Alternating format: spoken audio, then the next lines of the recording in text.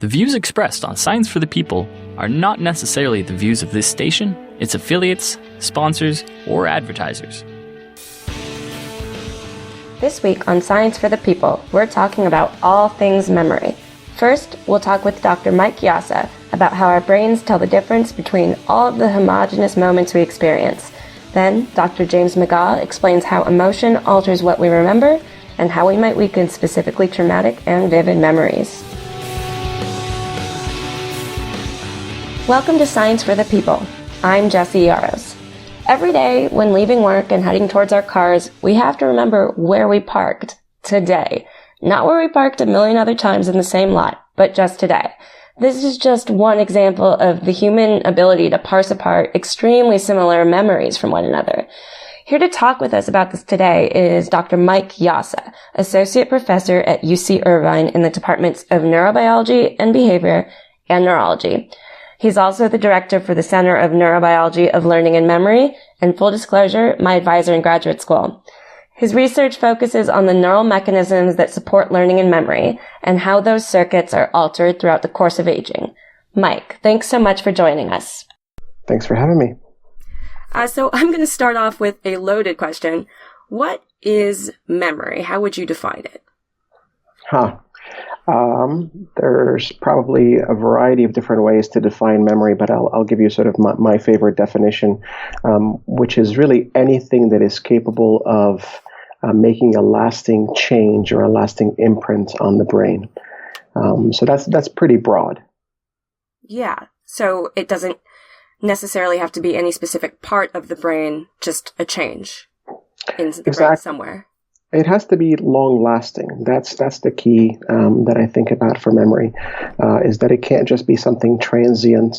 It really has to have the impact and the ability to modify later behavior, to guide future behavior. So that's really, I think, probably the most practical definition of memory.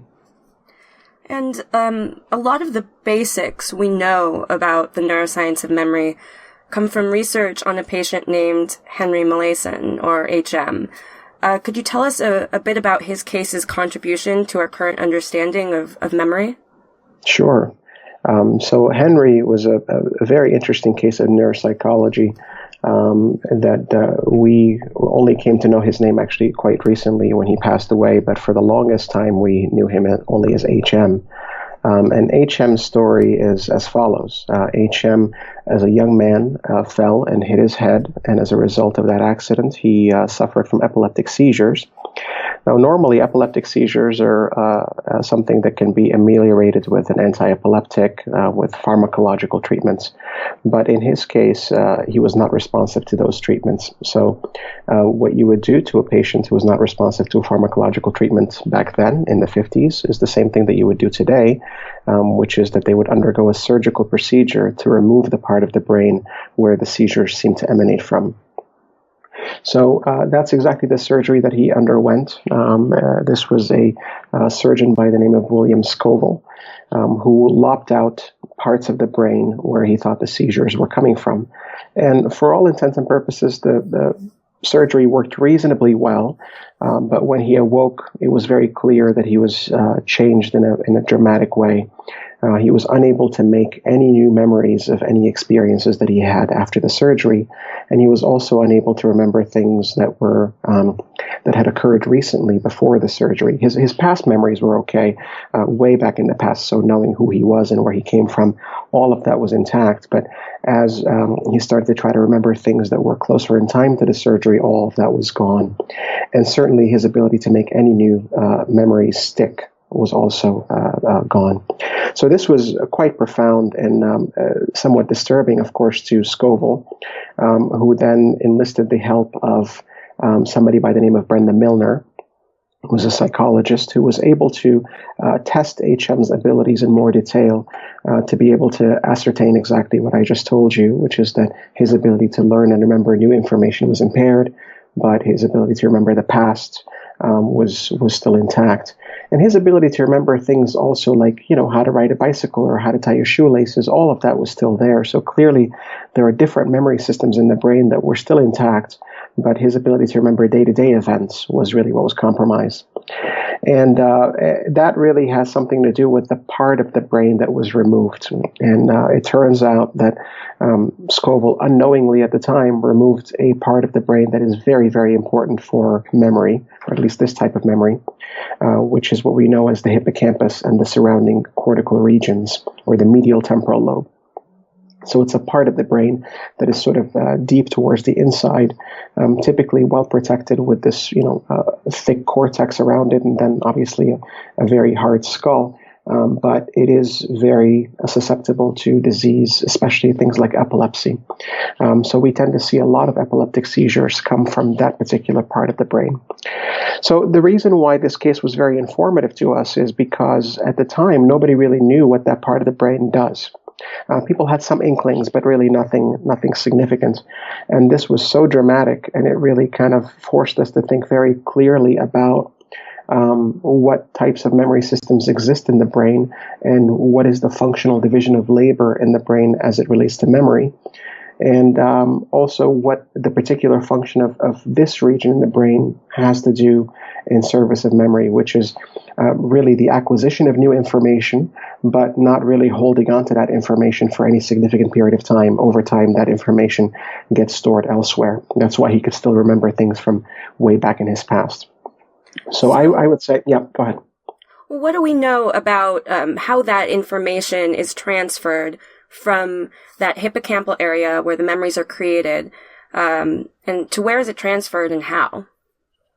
That's another great question, and it's not one that we have an absolute, accurate, and precise answer for. But I can tell you that most people that do this work now believe that this information is stored in the cortex, so elsewhere in the brain outside of the hippocampus, but that information has to funnel through the hippocampus, and the hippocampus creates a little bit of an index to be able to retrieve that information. Much in the same way that if you look at an academic textbook, there's an index at the end of it with places, with keywords and places to look them up in terms of pages. That's exactly what the hippocampus seems to be able to do, is store that index, that reference to where all the bits and pieces of memories are stored. And by reactivating that index in the hippocampus, you can retrieve memories from way back in the past. So that's the idea, that's the notion, is that memories themselves are stored elsewhere, and the hippocampus doesn't actually store memories at all, it just stores that index. And they're not just stored in a certain area elsewhere, it may be distributed throughout the cortex? That's the belief, is that it's really throughout the brain. When you think about it, every experience has visual aspects, auditory aspects, maybe some kinesthetic or tactile aspects if you're feeling things and touching things, some smells. So really experiences are multimodal in nature, and the belief is that the different pieces of cortex that are responsible for that type of information, so auditory cortex for auditory information, those are the places where you're likely to store a lot of these memories, in addition to some other higher level cortices that are involved in things like reason and judgment and so on. So while one area specifically is incredibly modular for formation of those day-to-day memories, the other, there's no area you could target to sort of ablate retrieval of those memories entirely. Not to our knowledge today. There's probably some amount of information that is critical to the memory. So maybe a cortical index, so to speak, so that if you were to target, say you want to do kind of the $500 million experiment, or whatever it may be, to eliminate a traumatic memory, right? There may be certain places, certain indices, certain loci in the brain that if you were to target, you would have a much more effective way of disrupting those memories without having to disrupt every single aspect of it. So there may be some critical nodes that disruption thereof would eliminate those kinds of memories. Mm-hmm. But we're not there yet. I don't think these experiments have only been done in animal models where the actual memories themselves are highly impoverished, and they don't really reflect the richness of human memory. So we're not there with humans yet, but I think we're rapidly coming close.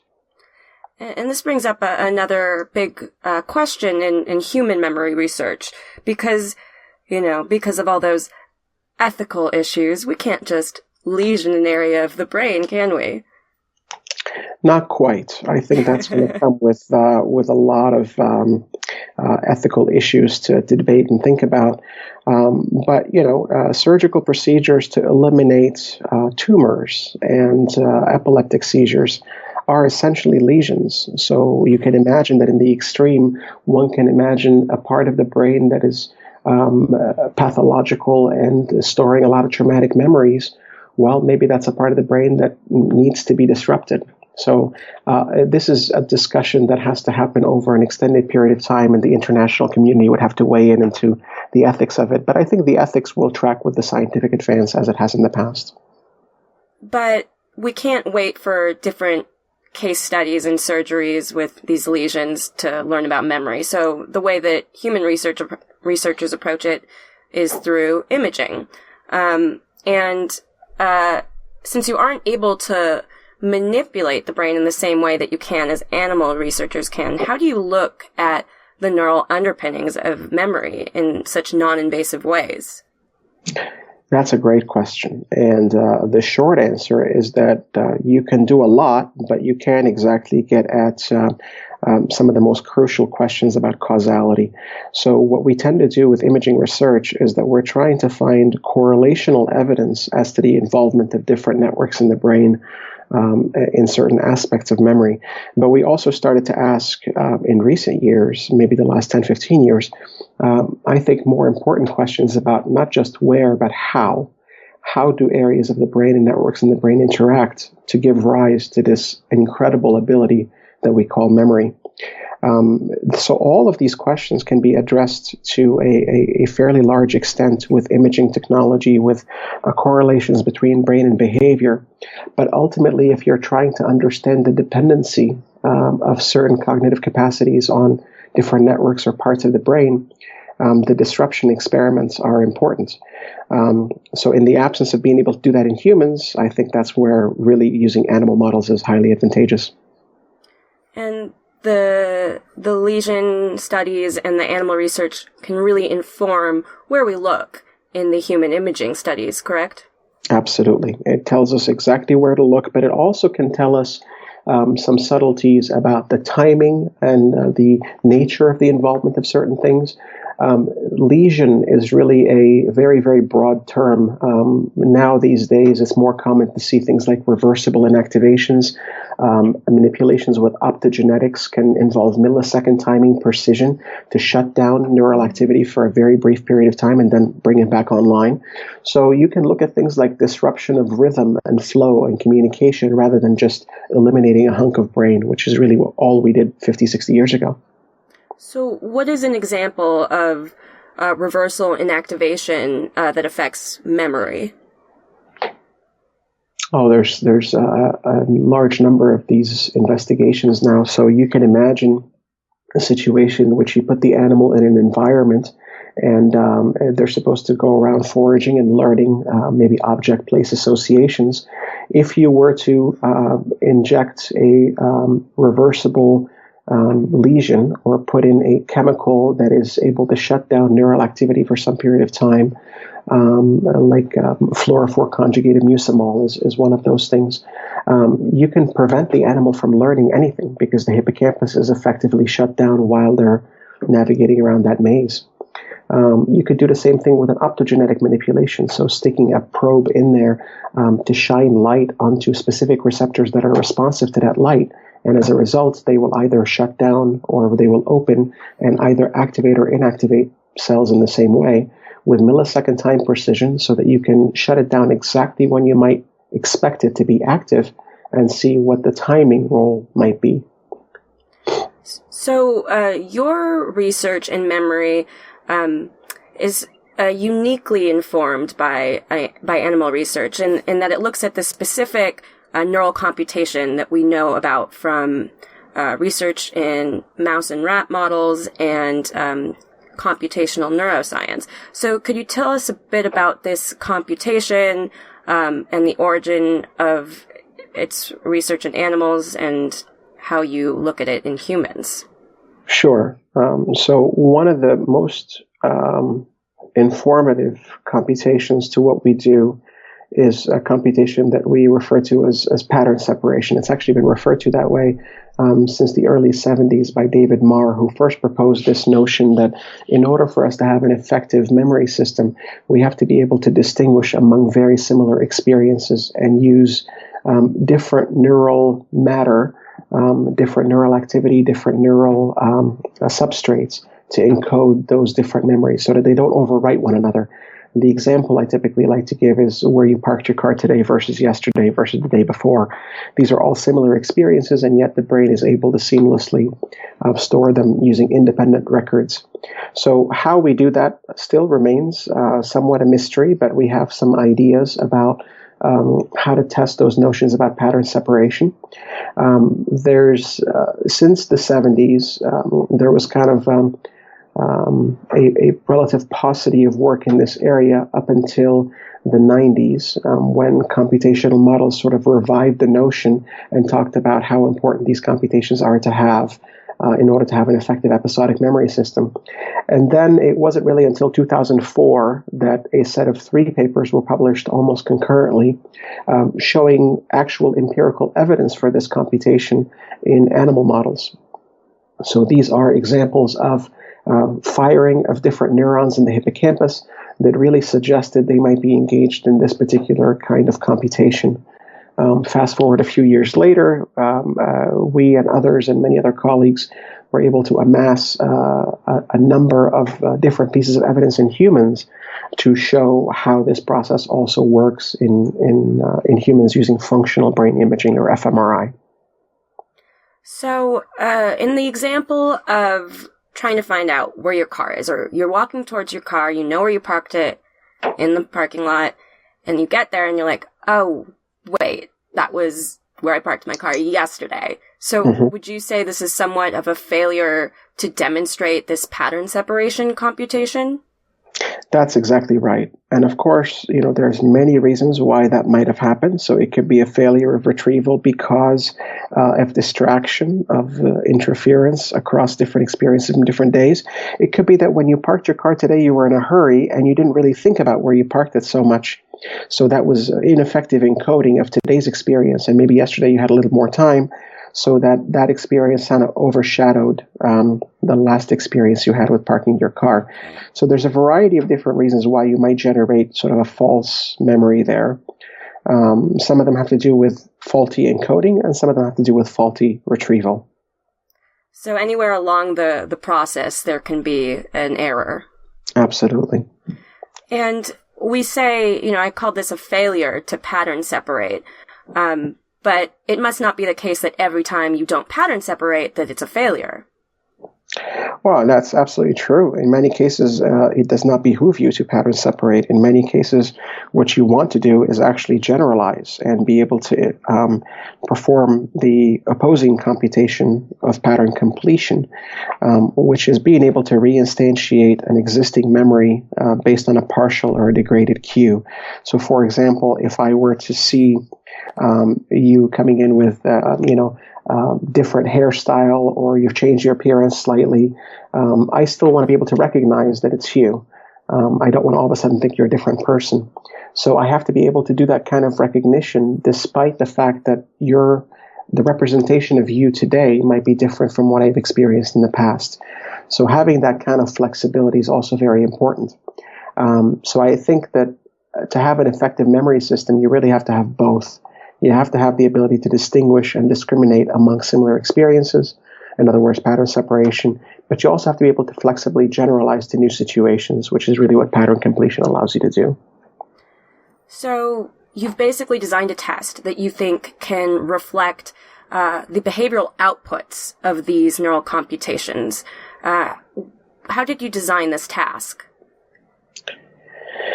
Well, there's a lot that goes into it. You first have to try to figure out what kind of behavioral output you're interested in. And in this case, as I said with the parking lot example, you're interested in discrimination. You're interested in being able to distinguish among similar experiences. But you also want to do it in a laboratory setting so you can control variables. So having people get tested on where they park their car every day is just not feasible, not practical, and it doesn't give you a lot of degree of control.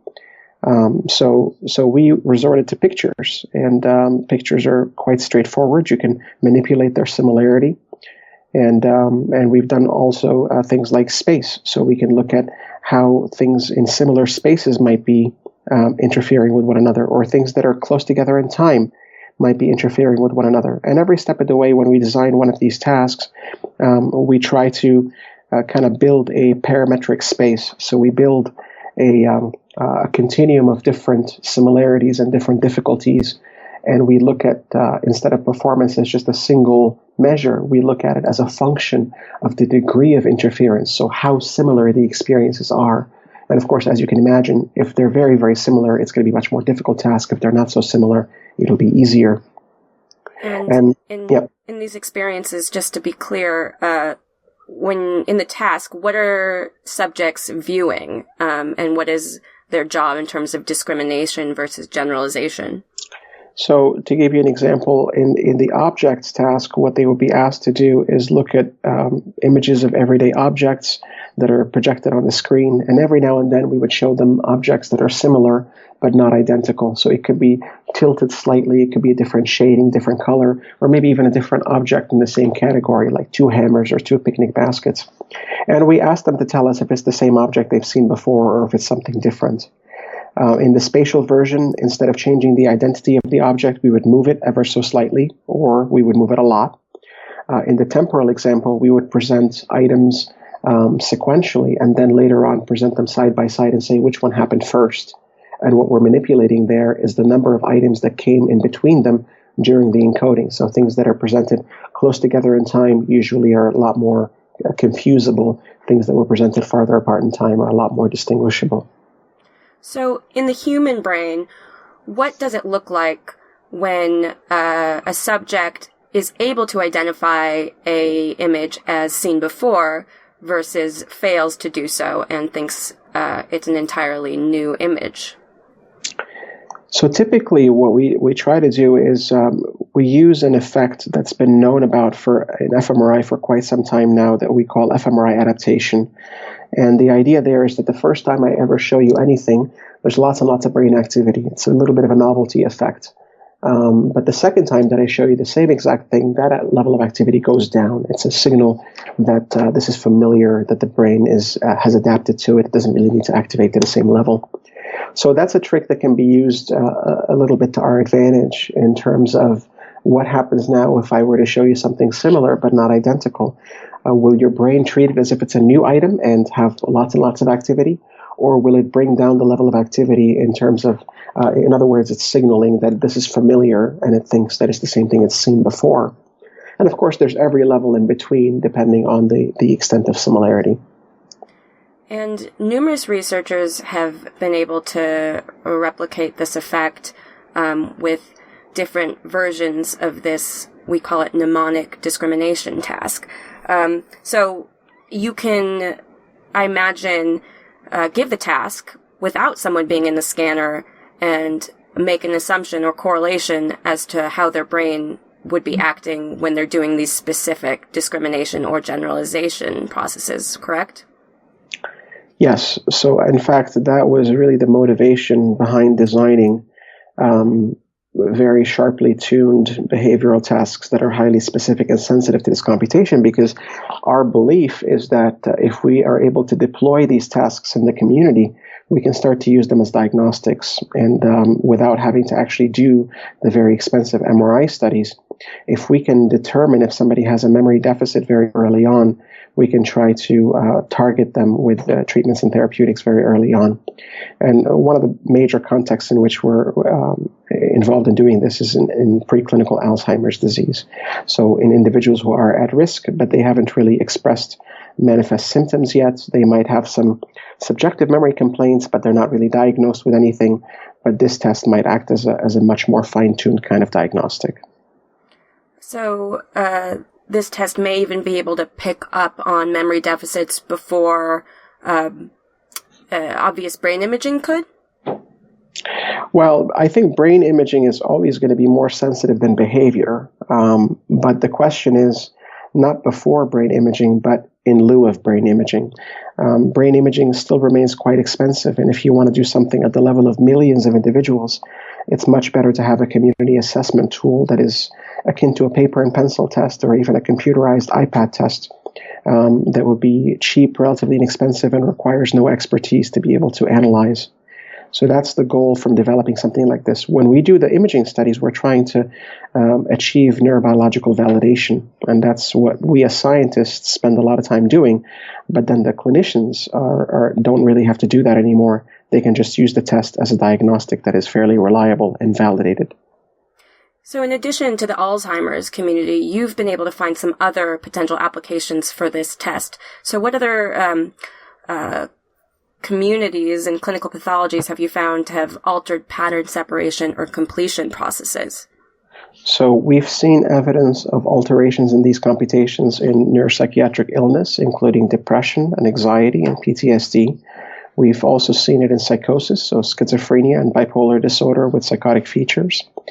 We've been able to look at it also in the context of positive interventions. So we determined that there's an effect on these kinds of computations also by even just acute interventions like caffeine ingestion and physical exercise. So it is a highly modifiable behavioral index, which means that there's plasticity in the brain behind it that is also highly modifiable with these different agents or with these different conditions.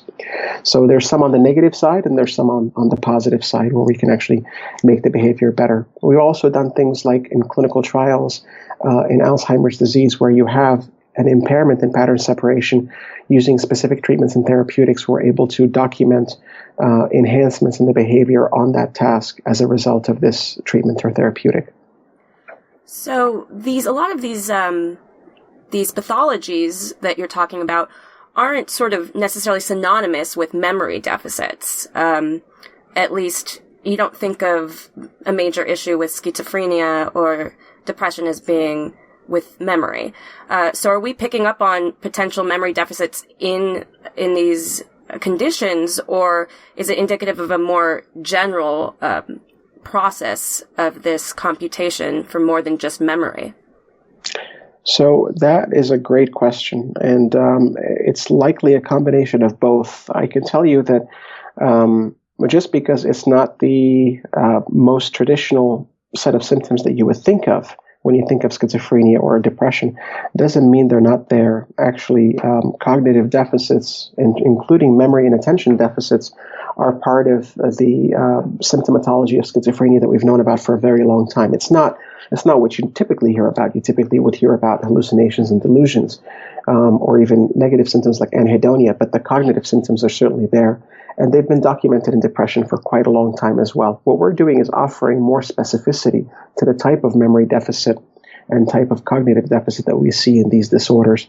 So it's not that all of a sudden we're illuminating ourselves to a cognitive deficit that we didn't think existed before. It's that we're offering more resolution to understand the nature of that cognitive deficit.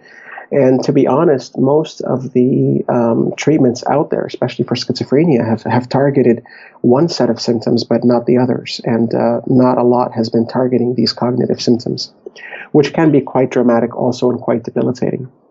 Yeah, thank you so much for talking with us today, Mike. Thank you for having me. If you're interested in learning more about Dr. Mike Yassa and his research on memory and aging, navigate to yassalab.org. That's YASSA lab.org. You can find more information and links to Mike's sites on the show notes for this episode, which you'll find on our website, scienceforthepeople.ca. We'll be right back after this. Science for the People is a weekly radio show and podcast that explores everyday life from a scientific perspective. We are a member of the Skepchick Network, a collection of blogs, podcasts, and video content focusing on science and critical thinking. To find out where Science for the People airs near you, or to listen to past episodes, check out our website at scienceforthepeople.ca. You'll also find links to support us at Patreon, to connect with us on Facebook and Twitter, and to subscribe to the podcast in iTunes. And now, back to the show.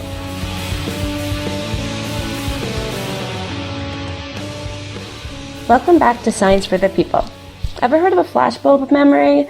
It's one of those incredibly detailed and vivid memories where you can picture exactly where you were when you first heard that shocking news. For me, it was September 11th. For my mom, the JFK assassination. Dr. James McGaugh is here to tell us how exactly experiencing emotion strengthens our memories and how some of those memories might be altered for therapeutic benefit. Like Dr. Yassa, Dr. James McGaugh is a research professor at UC Irvine, where he founded both the UCI Department of Neurobiology and Behavior and the Center for the Neurobiology of Learning and Memory. Over the years, his research has investigated the brain processes underlying the effects of drug and stress hormones on memory storage. Dr. McGaugh, thanks so much for joining us. Thank you very much for inviting me. So much of your research is focused on the interaction of memory and emotion. Can you start out by describing the behavioral effects emotional experience has on memory? Well, the most general effect that emotion has is that it creates a strong memory of the experiences that have either just occurred or are occurring. So if you get excited about something, the probability is that you're going to remember it better than something that didn't excite you. For example, you may remember your first kiss, or you may remember having gotten electric shock. You may remember a little fender bender, something of that kind. All of these slight things are remembered better than experiences that are not emotionally arousing. And what we've done in the laboratory is to investigate the brain systems that enable that to happen. So which systems and regions are involved in that process? Well, it starts in the periphery, so that if I should say something that embarrasses you, for example, your face would turn red, you would turn a little warm, and that's because adrenaline or epinephrine is being released from the adrenal gland, from the middle part of the adrenal gland, and it goes coursing through your body and has effects that activate the brain. Now, when it gets to the brain, it turns on a very specific region of the brain called the amygdala, which is, the word amygdala is Greek for almond because it's an almond-shaped structure located in the medial temporal lobes on both sides of the brain. Now, when that gets activated, that region then communicates with regions of the brain in which the information that led to the release is being stored, and it says, in effect, make a strong memory, something very important happened, and you're going to hold that information. I'm just giving the instructions. So, once that part of the series happens, where's the connection with the hippocampus and memory formation? Oh, well, the amygdala is more richly connected with other brain regions than any other brain region is connected with other brain regions. So it just sends out its communications wherever memories are being processed. Now, if it happens to be a memory that involves the hippocampus, which most of our memories do involve, that is, memory of what, when, and where things happen, the hippocampus handles that information. Well, then the amygdala sends out a signal when something important happens, and it says, remember where you were and what you were doing when this happened, and it makes a strong memory by inducing changes there. Now, the changes have actually been assessed. So experiments have been done in my laboratory where animals are emotionally aroused. The amygdala is turned on by the arousal, and downstream from there, then, in the hippocampus, there's an activation of the immediate early gene ARC, which is a substance which is involved in promoting memories at a cellular level. So the whole sequence starts with getting excited, emotionally excited, releasing epinephrine or adrenaline, activating this brain region, which then communicates and influences the neuroplasticity that is taking place in these distal regions that are responsible for handling the specific information about what was learned. So, in your work, how did you isolate the amygdala and the chemicals involved to see its effect on these downstream regions? All right. The first thing we did was a series of brain lesions in which we actually either surgically removed the amygdala or we inactivated the amygdala with a local anesthetic. So we could train animals and who either don't have the amygdala, or we could shut it off and we could find out what effect that had on memory. And what we discovered was that exciting things do not create strong memories if animals lack an amygdala. They can learn, but the effect of excitement was just removed. So that was the second thing that we did. The next thing that we did was to train animals under conditions that did not make strong memories, but we activated the amygdala by introducing a tiny amounts, 1/5 of a microliter, a tiny amount of a solution directly into a sub-region of the amygdala called the basolateral region of the amygdala. We injected this substance shortly after training, and we found that the animals remembered better. If we injected the substance an hour after training, the animals did not remember better. And that told us then that we were influencing the processes that are involved in the fixing or the consolidation of memory, which takes time after learning. So we've gone from the release of epinephrine in the periphery to the activation of the brain region. And we activate the brain region by putting norepinephrine into it. That's the first cousin of epinephrine. And that's what turns it on. And if we turn it on immediately, it will enhance memory. If we delay it, it won't. So that's the sequence of things that we did in order to determine that this region of the brain and the subregion of the brain is involved in the consolidation of emotionally important experiences. So you mentioned that first in the process, adrenaline is released by the adrenal gland, and that leads to the activation in the amygdala, correct? Yes. So in these experiments, are you saying that you cut out the first step, where there was no exciting stimulus that caused the release of adrenaline, and then were able to make the amygdala act as if there was by injecting the substance? We could make a strong memory of an unimportant experience by activating the amygdala after the training. Okay. We could also make a weak memory of a strong emotionally exciting experience by blocking the activation of the amygdala. So we could do either just by manipulating the activity of the amygdala. So in the first case, you delivered norepinephrine. And what is the substance used to inactivate the amygdala? Oh, we would use lidocaine or something like lidocaine, which would shut off the sodium pump so that the cells in the amygdala temporarily couldn't work for a period of time.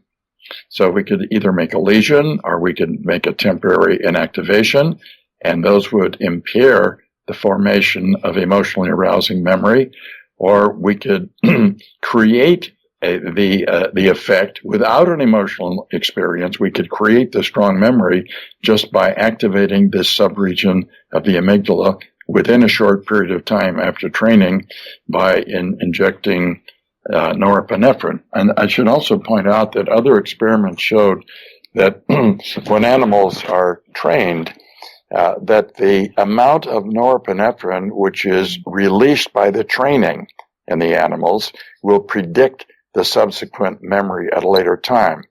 And we did that by putting down little probes which would measure the release of substances from the amygdala when they were being trained. Then we analyzed those using chromatography and discovered that the greater the amount of norepinephrine released by the trainer, the stronger the memory would be on subsequent day testing. You found that you were able to more selectively alter the release of norepinephrine than without using lidocaine, but by using something called a beta blocker. Could you describe what a beta blocker is and how you used it in your experiments?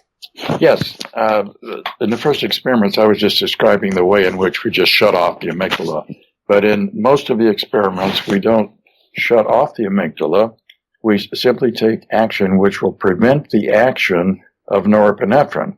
And we do that by administering a very small dose of a drug which blocks the beta-adrenergic receptors, that is, the receptors in the brain that norepinephrine act on in order to stimulate subsequent neural activity. And that substance that we used was propranolol, which is a beta-adrenergic blocker. It's used clinically for high blood pressure.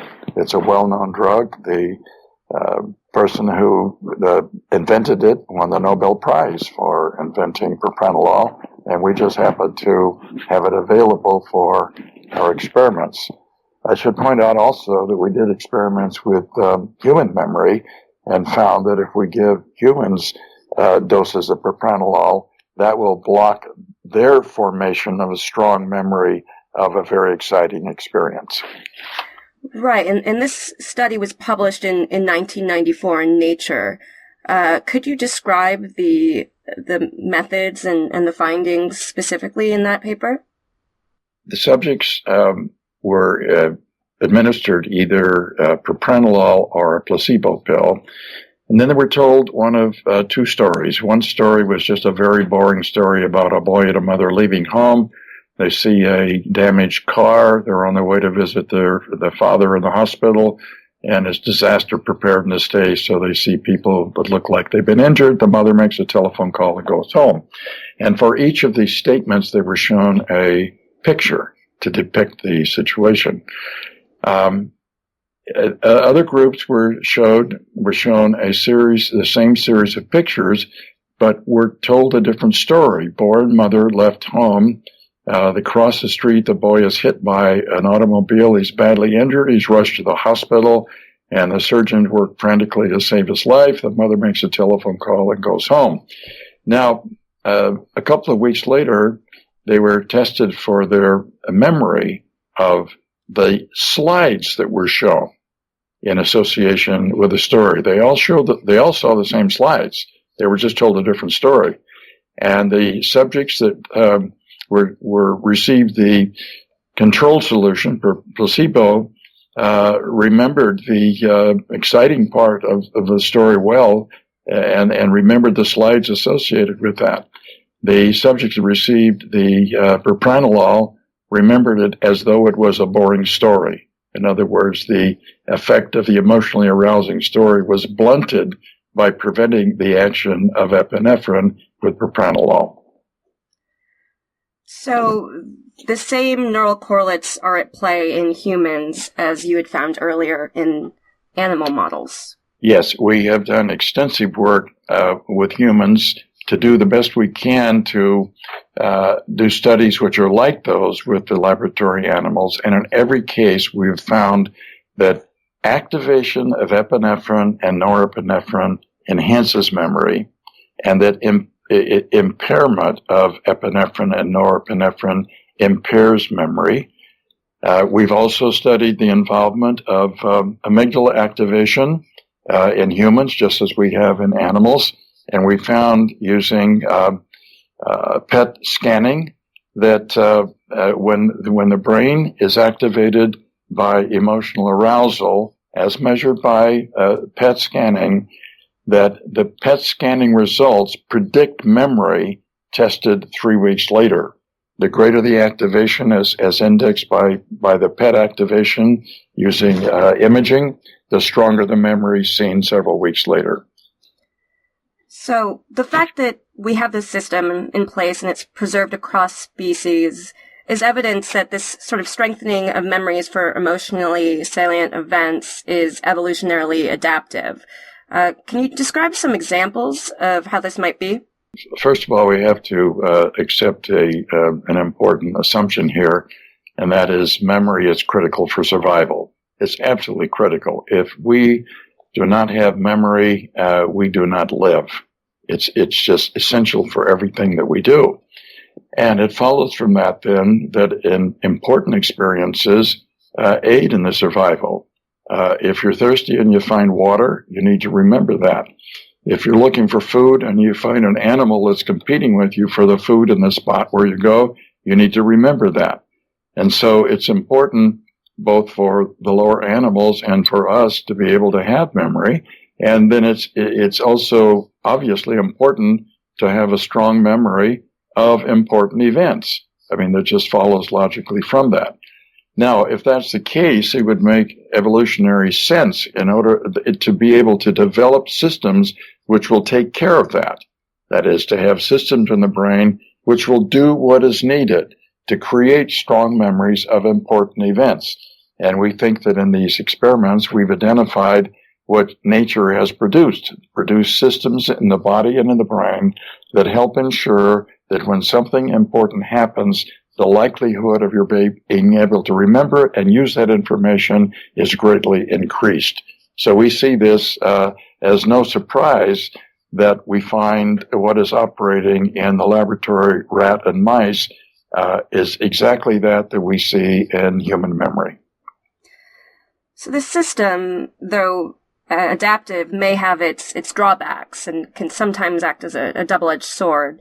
So there may be some disadvantages when emotional strengthening of memories can actually become psychologically debilitating, perhaps in the manifestation of disorders like PTSD.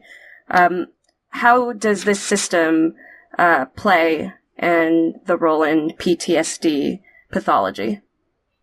Well, I have to say that we don't know for sure, but we have some pretty good ideas about the role that it might play. Let's start with just a little bit of pathology of memory that is not quite PTSD. Just think about anxiety. Where something happens and you continue to think about it and think about it, it bothers you. That's disruptive to life. Now, when this is intense, then that creates what we call post-traumatic stress disorder, where you have an event and the experience of it is so powerful that it begins to control your life. A very strong memory of an awful thing that happened. And this is seen to a considerable extent in veterans of military experiences where they watch their compatriots die, being severely injured. They themselves are severely injured. And as a consequence, they are then burdened by these excessively strong memories of these horrific events. Now, my view is that underlying the creation of these very strong memories is exactly the set of systems that we've already talked about. They're wandering along doing something, and a horrible event happens right in front of them. There is a huge release in adrenaline and also glucocorticoids, the other stress hormone. Both of these are released in great amounts. They turn on this important region of the brain, the amygdala, and the amygdala says, you've got to remember what happened. It's very important for your survival. And then it overwhelms the individual, and that's what they spend their time remembering. And that's what's called post-traumatic stress disorder. And it leads to drug addiction. It leads to inability to get along with people, inability to maintain a job. It's just a horrible condition, probably resulting from the overactivation of this otherwise completely, perfectly functioning and important system. Because of this system, your research on propranolol became of great interest. So since the publication of your study in 94, many studies have looked at the potential therapeutic benefits of beta blockers for various psychological conditions, starting with a 2002 study by Roger Pittman. Couldn't you tell us a bit about that study and if you had any involvement at all in this research?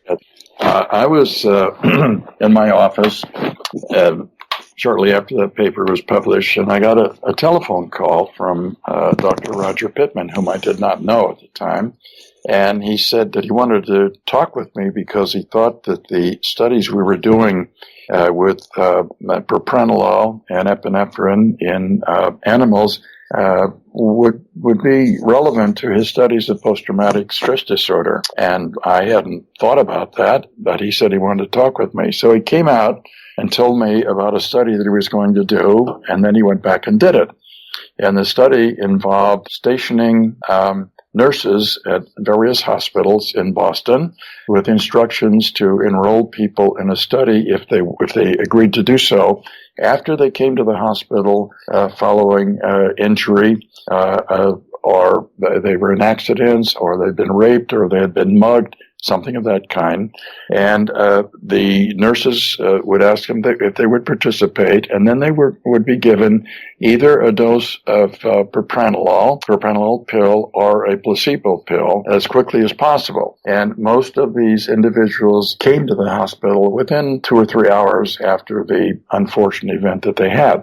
They were kept on propranolol for about a week, and then, or the placebo, and then about 2 months later, they were tested for signs of post-traumatic stress disorder. And his findings, which he published, indicated that the patients who were put on propranolol shortly after the traumatizing event showed fewer signs of post-traumatic disorder.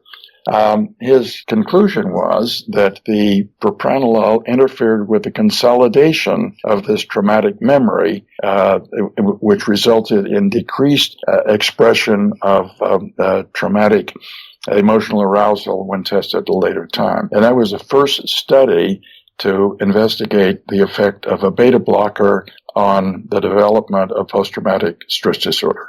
And the key here being its effect on consolidation of memory, because the propranolol was given so quickly after the moment of trauma. Yes, the important thing in these studies, both in animals and humans, is to have the treatment come as quickly as possible after the learning, because memories consolidate after learning, and if you wait too long, the consolidation is over and you have no opportunity to either promote it or interfere with it, as you'd like to do in the case of blocking a post-traumatic stress disorder. So that ideally, people would carry propranolol with them so that if they had some horrible event happening, they could take a dose of propranolol immediately and prevent the development of post-traumatic stress disorder, according to the findings of Dr. Pittman. So this potential possibility of having propranolol on hand really scared some people. So you were invited after Pittman's paper came out to give a talk at the President's Council of Bioethics. And at the time, this council was directed to advise President George Bush on bioethical issues that could emerge as a consequence of advances in biomedical science. Could you tell us more about your experience speaking and the subsequent aftermath of this talk? Yes. As you said, I was invited to speak to the President's Commission, and my topic that they wanted me to discuss was drug enhancement of memory.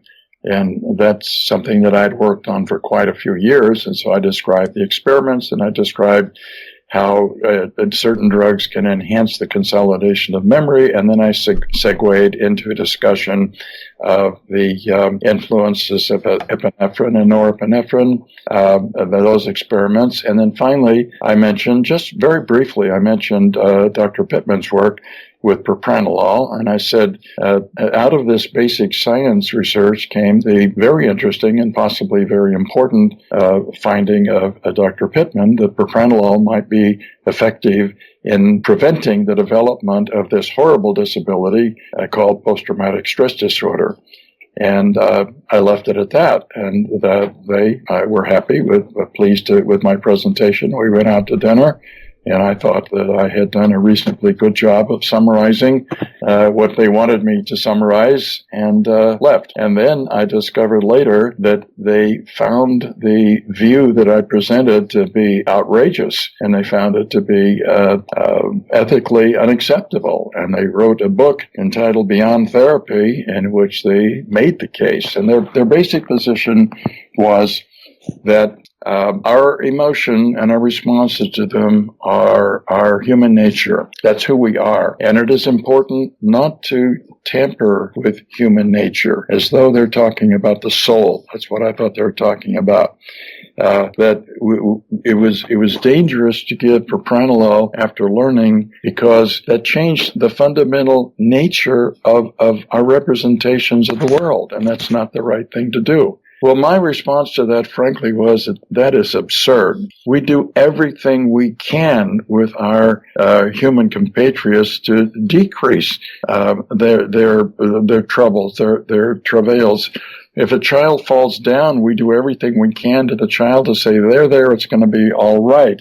If a person is terribly emotionally stressed, psychiatrists give them anti-anxiety drugs or antipsychotic drugs. If people are injured, we take care of their wounds. We don't say, well, we have to leave nature alone because we don't want to interfere with who people are. I regard the view that commission developed as being nonsense, but it gained a lot of interest, and following that, there were many symposia on the bioethics of treating people for PTSD that were presented throughout the U.S. for several years.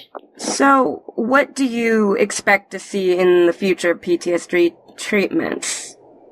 Do you anticipate pharmacological interventions will become mainstream? Sure. I think pharmacological intervention will be. I'm not sure that it'll be propranolol, but I do think that the understanding of how memory works will be critical to that. Understanding the systems in the brain that are involved in creating and maintaining traumatic memory will be important. And as there is increased understanding, then there might be a change in thinking about what pharmacological approach might be taken. Now, remember, what we're talking about is a horrible condition that is preventing the normal life of subjects. That's what we're talking about. We're not talking about people being mildly upset about something. We're talking about with PTSD, their lives are critically changed, maybe forever. Can anything be done to stop that? That's the question. And if it takes a drug to do that, then I think that would be appropriate to do. Now, there are other approaches being considered right now. One of my former postdocs, Krista McIntyre at the University of Texas, Dallas, is using stimulation of the vagus nerve as a model. Now, the way that propranolol, the way that epinephrine works is when it's released, it activates the ascending vagus nerve, which then carries information into the brain. That's the way epinephrine influences the brain. And so that can be stimulated by electrodes being put on it. It's been done for many years because the vagal stimulation was developed for people with epilepsy. You put a coil around the ascending vagus nerve, and when patients felt that a seizure is imminent, they could turn on the stimulation, and it would attenuate or decrease the seizure activity.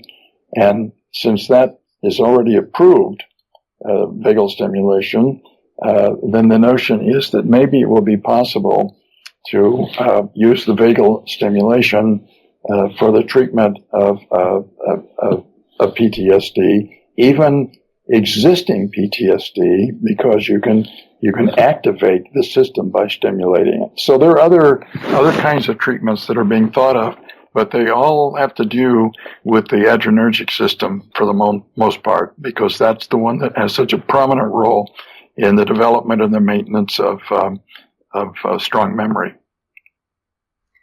Great. Well, we're just about out of time, so thank you so much for being with us here today and telling us about the science. Well, thank you. It's been interesting to discuss this with you. If you guys are interested in learning more about Dr. James McGaugh and his research on emotional regulation of memory consolidation, you can navigate to the show notes for this episode on our website, scienceforthepeople.ca. Thanks for listening, and we'll see you next week on Science for the People. Science for the People is produced by Rochelle Saunders and edited by Ryan Bromsgrove. Helen Quivalon is our publishing liaison. We get research help from Josh Witten and consulting support from Desiree Schell. Our frequently seen guest hosts are Marion Kilgour, Anika Hazra, and Jessica Yaros. Our theme song is called Binary Consequence, and it was written and recorded by Fractal Pattern. Science for the People is entirely listener-supported. You can find us on Patreon, where you can support us with monthly donations in any amount, or you can send us a one-time donation in any amount via the donate page of our website. Science for the People is created in partnership with the Skepchick Network, a collection of blogs, podcasts, and video content focusing on the intersection of science, popular culture, politics, and social justice. You can find out more about Skepchick at skepchick.org. The show is hosted by science news writer Bethany Brookshire and me, Rochelle Saunders.